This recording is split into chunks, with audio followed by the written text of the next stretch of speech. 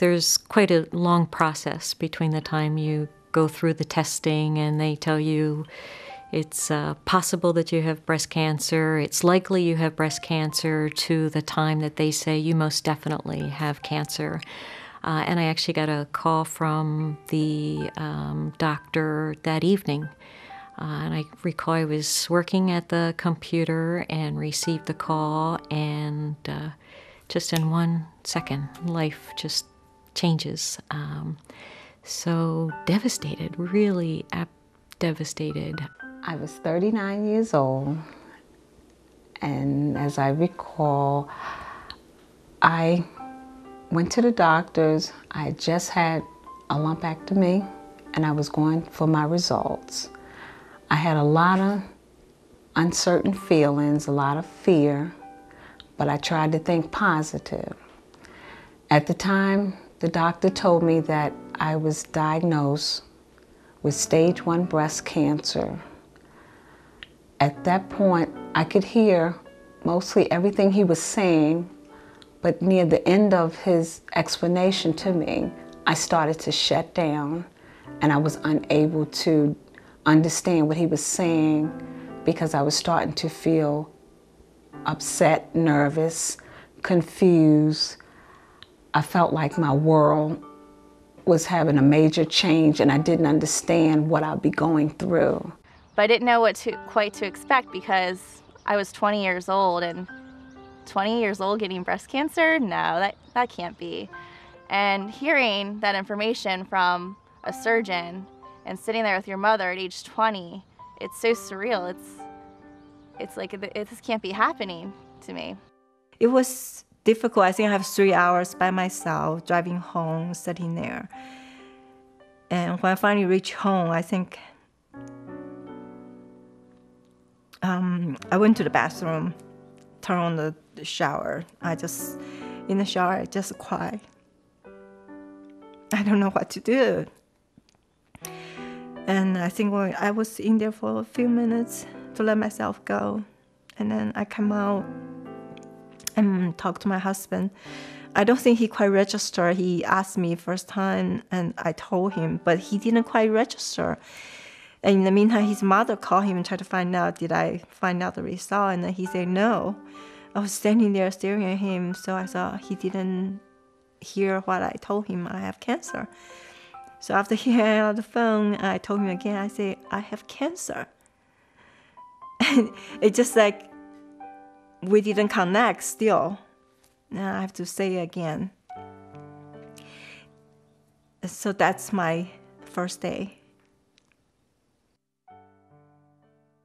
Before I was diagnosed with breast cancer, if you would have told me you're going to be diagnosed and have to battle this disease next year in your college years, I would have thought there's no way I could go through that and stay strong.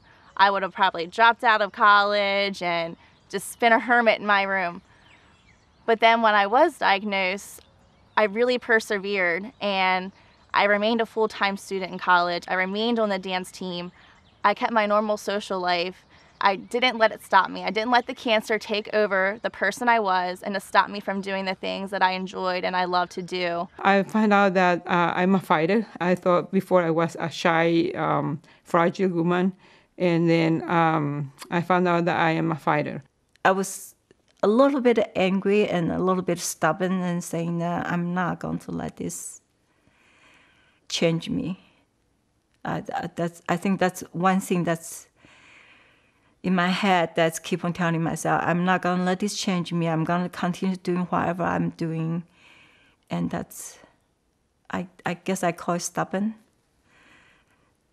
That's keep me going. Never did I wonder why me, as in why me and why not someone else. But I remember thinking that if 1 in 8 or 1 in 7 women get cancer, in some ways, better me than my mother or better me than my friend. So I think that one of the insights was the level of courage, or the amount of courage that we likely all have, that we can draw on when times get tough and when we need to tap into that inner courage to be able to move forward. This is a scrapbook of a lot of things that I discovered when I had my treatment. So I decided to keep all of them, and when I got my energy back, I started working on the scrapbook. That later can help other to see how important is to have the support of people, the family, and all I done when I had the treatment. This scrapbook is part of that treasure that I found. The cards of support for family, friends, flowers, photos of people going to worship for my recovery. It gave me really a positive thing to transfer to other people later on. The gift of friend and the hope helped me to conquer cancer, and that showed me that you're never alone. You just need to reach out to others. So all the things help me to remind me those difficult moments that I passed, that I went through, but also that I learned a lot that I wouldn't learn before. My son, who was, I think, 6 at the time, we signed up for karate classes together. I knew he wouldn't do it if I didn't participate with him. And when I was diagnosed with cancer, I had my orange belt. So it's white belt, gold belt, and orange belt.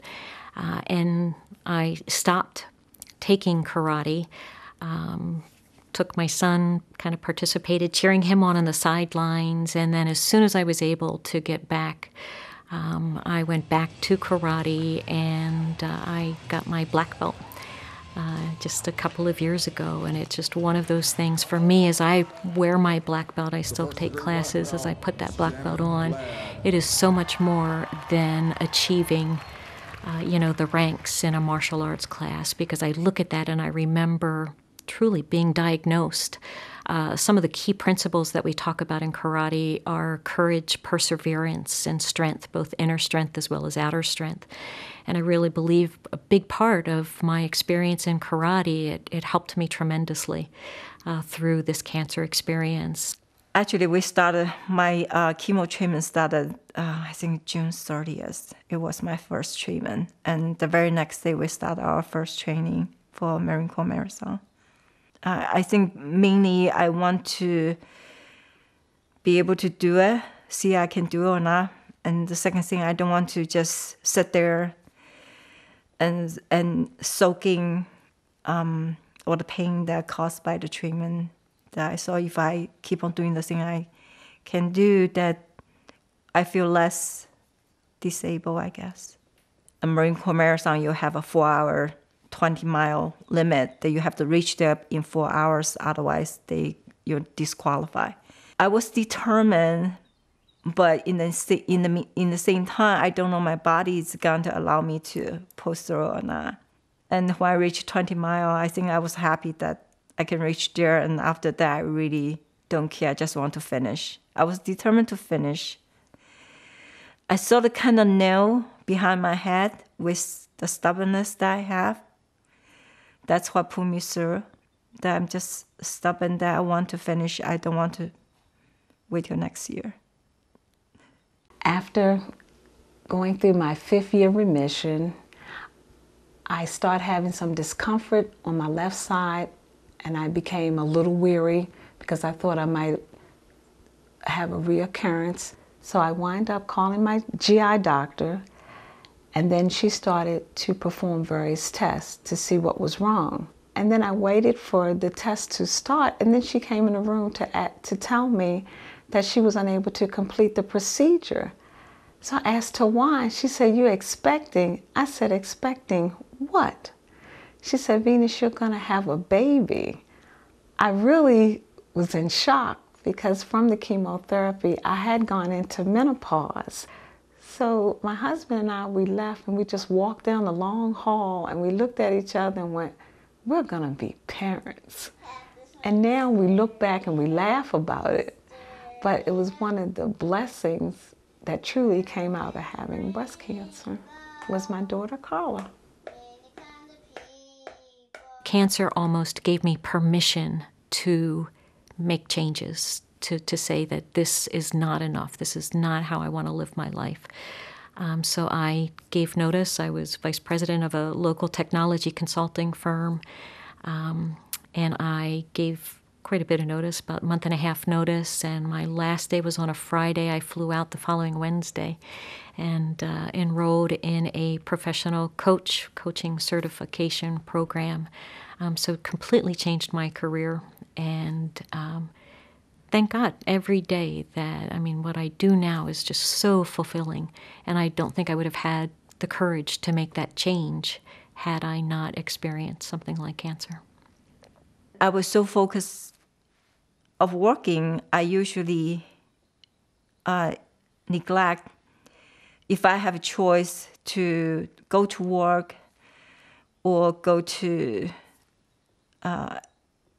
do something else or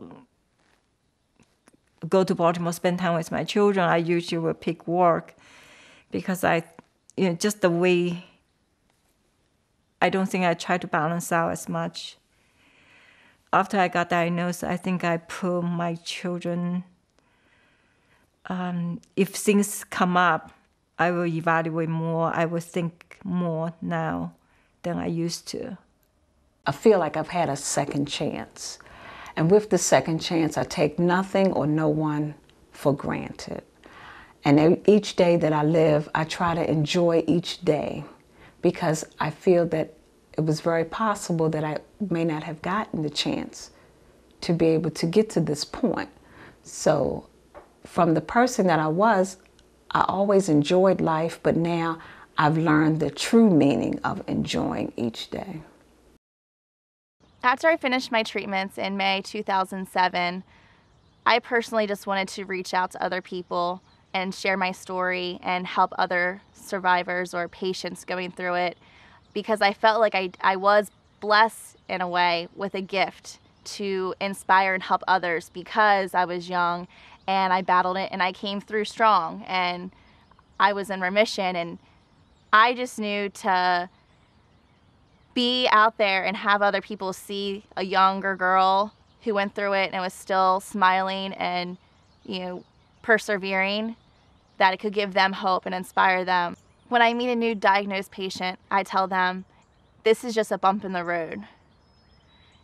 After you finish battling and persevering, you're going to feel like you just ran the world's biggest marathon and won it. Most of the Spanish patients that I help are patients that are unaware of the healthcare system, and they are eager to learn about it and to get the treatment they need, but they don't have the language skill to get to that. So what I do is just navigate the system, see how they can get the access to healthcare. And many patients has the qualification to get into a certain treatment program, but they don't know about it.